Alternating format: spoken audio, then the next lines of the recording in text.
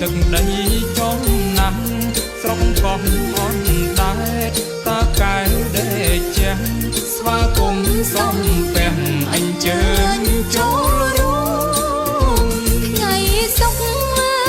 12កើតខែបុកខាងខ្នើតឆសាំងឆ្នាំរោថ្ងៃសុខ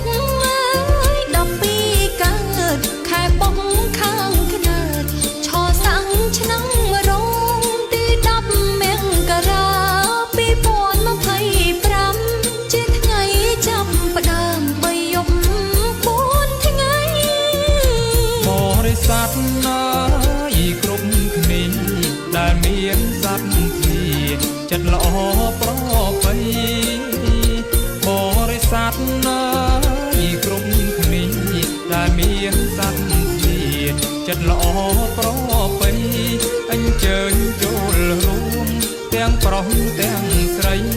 សាងបុណ្យនិស្ស័យទៅអនាគត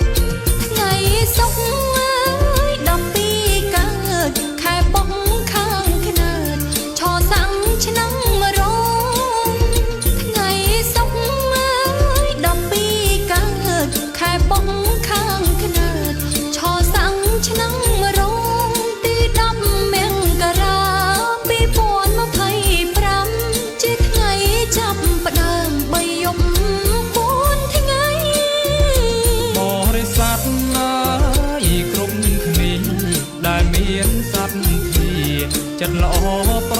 ពៃបរិស័ទណាយគ្រប់គ្នាដែលមានសត្វធាចិត្តល្អប្រពៃអញ្ជើញចូល